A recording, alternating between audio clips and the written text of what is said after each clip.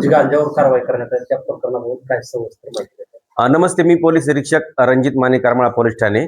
आज आम्ही जो गांजा पकडलेला आहे त्या गांजाच्या बाबतची एक प्रेस नोट दिलेली आहे. सदरची माहिती सदर बाबत अशी माहिती आहे की दिनांक 17 जुलै रोजी आपला जो करमाळा ते टेंभुर्णी जाणारा रोड आहे त्या रोडवरती जे पांगरे गाव आहे, पांगरे गावाच्या स्मशानभूमीजवळ एक इसम हा गांजा विक्रीसाठी येणार असल्याची माहिती उपलब्ध झाली होती. सदर माहितीवरून आम्ही जी शासकीय प्रक्रिया आहे म्हणजे वरिष्ठांचं माहिती अधिकारपत्र घेणं, त्याचप्रमाणे शासकीय पंच आणि एक अधिकृत वजन काटाधारक अशा सर्वजण, त्याचप्रमाणे आमचा पोलीस स्टाफ असे मिळून आम्ही सदर ठिकाणी पोहोचलो. त्यावेळी रात्री साधारण 8:50 ते रात्री 10च्या दरम्यानची ही कारवाई आहे. त्या ठिकाणी पोहोचलो असता तिथे आम्हाला एक पजेरो स्पोर्ट्स कार मिळून आलेली आहे. सदर पजेरो स्पोर्ट्स कारचा क्रमांक हा MH12 KF 9899 असा आहे. या गाडीमध्ये एक इसम मिळून आलेला आहे. त्या इसमास आम्ही ताब्यात घेतलं, त्याच्याकडे विचारपूस केलेली आहे त्याच्या नावाबद्दल. तर त्यांनी त्याचं नाव हे रोहित शिवाजी केचे, वय 24 वर्षे, राहणार गार अकोले, तालुका माढा, जिल्हा सोलापूर असं सांगितलेलं होतं. आणि सदर बाबतची गाडीची झडती घेतली असता त्यामध्ये 10 किलो 100 ग्रॅम असा गांजा, एकूण 2,52,500 रुपयाचा, त्याचप्रमाणे सिल्वर रंगाची पजेरो स्पोर्ट्स कार ही साधारण 8 लाख रुपयाची, अशी मिळून 10,52,500 रुपयांचा मुद्देमाल मिळून आलेला आहे.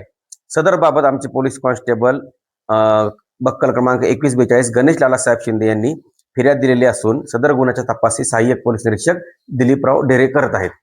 त्याचप्रमाणे सदरची ही आमची कामगिरी आदरणीय SP sir Shri Atul Kulkarni sir, आमचे अप्पर पोलीस अधीक्षक Shri Vijay Kabade sir, SDPO madam Anjana Krishna VS madam यांच्या मार्गदर्शनाखाली मी स्वतः पोलीस निरीक्षक रणजित माने, आमचे सहाय्यक पोलीस निरीक्षक दिलीप ढेरे, PSI संदीप बनकर, त्याचप्रमाणे दुष्यंत ढेमरे, अप्पा लोहार, अलीम शेख, अर्जुन गोसावी, गणेश शिंदे, रमेश फुगे, चेतन पवार, ज्योतिराम बारकुंड आणि वैभव ठेंगल यांनी केलेले आहे.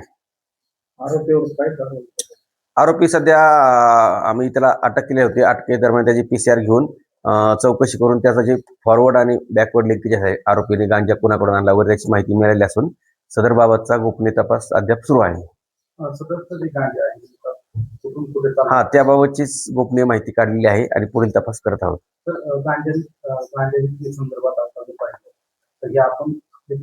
कारवाई केली आहे, परंतु तशा प्रकारे करमाळा तालुक्यामध्ये म्हटलं तर हे अनुचित प्रकार घडताना गांजा संदर्भात त्या ठिकाणी कारवाई होताना दिसून येते, परंतु अशा प्रकार जरा उघड होत आहे. उघड आपण ज्या वेळेस माहिती मिळाली त्यावेळेस तात्काळ गांजा जप्त केलेला आहे.